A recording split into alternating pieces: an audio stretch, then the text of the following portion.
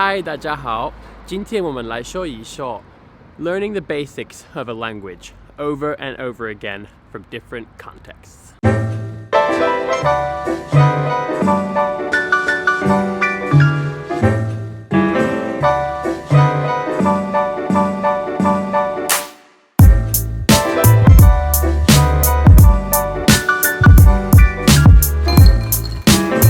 So it's about 5:54 in the morning, just on the way to Verve, my favorite local coffee shop, and I'm really excited about this episode because I really believe that learning the basics of a language over and over again, specifically from multiple different contexts, it's a huge part of how I personally develop really strong fundamentals in a language that carries over to everything I do after. So this is an important topic, and let's get some coffee, and we'll jump into the episode.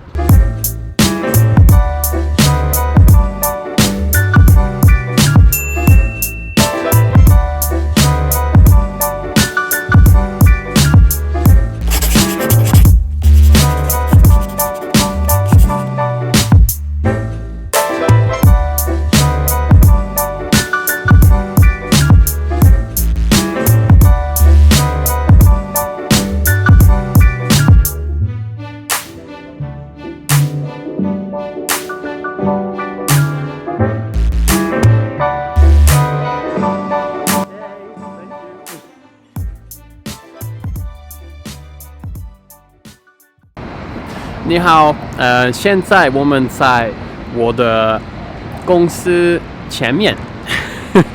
Okay, so I just brought you guys back behind this little corner near my office. Hopefully it's a bit quieter. And so as you can see at the start of this episode and then just now, I really want to try to start using Chinese and incorporating that into the sort of arc of this story that we're engaged in here. And so my hope is that over the course of the episodes, I'll start using more and more Chinese as my skills get better.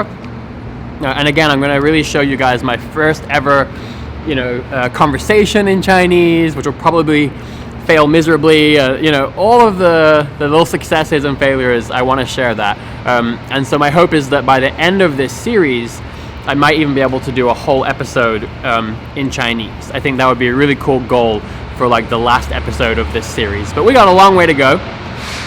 So now we're just going to talk a little bit about this philosophy that I personally have of really learning the basics of a language, but multiple times from different contexts. And so I don't really know why or how this started, but whenever I'm learning anything new, it was exactly the same when I was learning programming, is that I tend to review stuff constantly.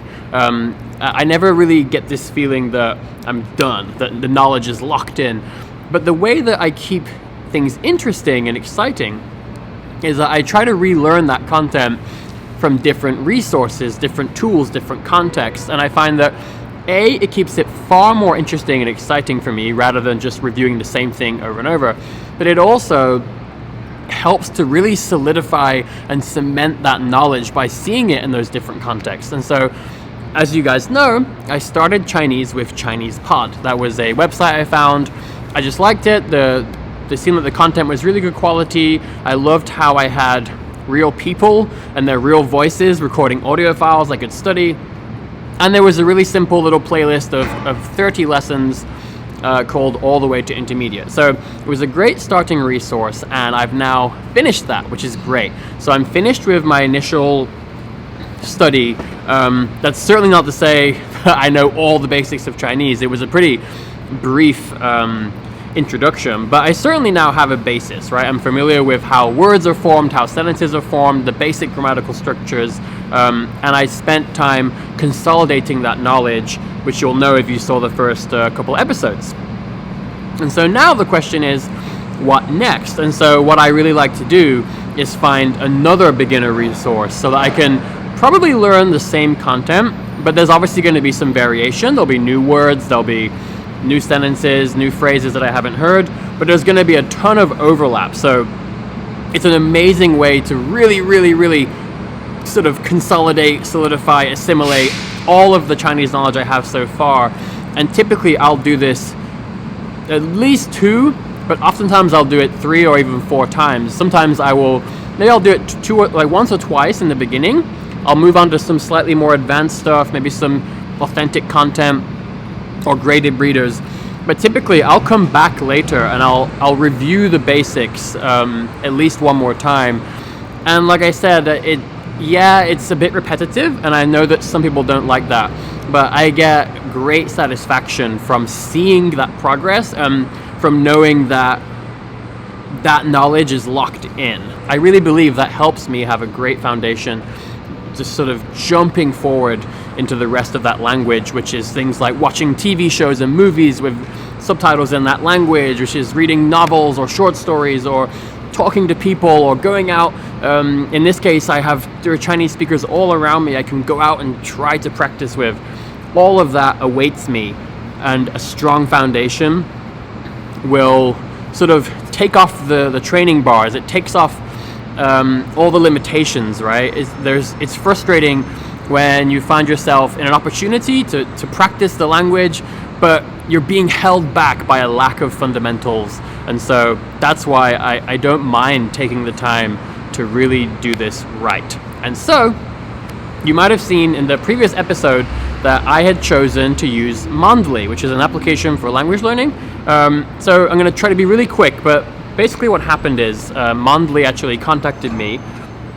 They saw my review of Babbel, which is currently, I think, the most popular review online for that product, and it was really detailed, and I really tried to give an honest perspective on that product. So they asked me, would you be willing to try our product, and would you make a review? So I sort of told them, sure, no problem. I looked at their initial statistics. They had a pretty phenomenal number of reviews, ratings. It almost seemed a little bit unrealistic. Like, I was a little bit skeptical, to be honest, but they seemed like nice people, and I said, I'll be happy to review your product, but I'm only going to do that in an honest way. And so I decided that I'll use their app to learn Chinese. That way you guys could see me using the app. I can give lots of honest feedback, and then I could do a review at the end once I actually know the product. The long story short, I will create a review for Journaly very soon. But the long story short is, unfortunately, I really didn't like the app. I don't like saying negative things about products and people, but I also have an obligation, I think, to be honest. And so, unfortunately, I found a number of bugs. It felt like the product had been rushed. And one of the biggest problems was, like, there was absolutely no grammatical explanation at all until, like, a lot of lessons down the line. And so I'm learning all these different phrases, fairly complex grammatical structures, etc., with just zero explanation. And I'm someone that, although I do sort of align with this philosophy that you shouldn't focus so much on grammar in the beginning and it shouldn't be a burden, but personally I do enjoy still having those grammatical explanations and just explanations and background information of the language as I go. And I found myself feeling pretty lost while using Journaly, and so last week I did barely any study of Chinese because it sort of demotivated me, and that's not a good sign. So what I decided to do is switch to Duolingo. A lot of people have asked me to please review that product. I have used Duolingo a lot, but it's been a couple of years since I really used it. I've used it for like 8 or 9 languages, and pretty substantially, but I'm sure the product has changed. And it looks like they have a really fantastic Chinese course on Duolingo. So I decided to switch to Duolingo. So that's what I'm really excited about today. And I'm in such a great place with my Chinese because I've built up this momentum. I've taken that time to slowly go through my first resource, to consolidate. As you saw, I know some phrases. I've learned quite a lot. Obviously, my Chinese is still really bad, right? I mean, but I'm in a place where I feel so ready to now springboard off into that language. And so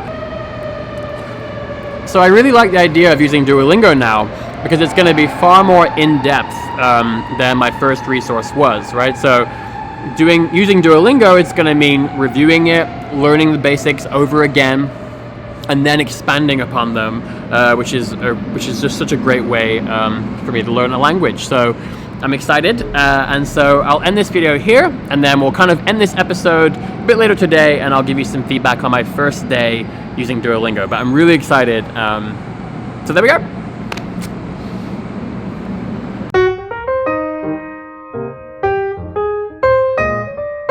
Hello, so here we are back in my apartment, and it's about 10 p.m. and I'm absolutely exhausted. A really long day, but it was really, really good. And I'm excited to show you that I made a new tracking sheet. So this one's got Duolingo on there instead.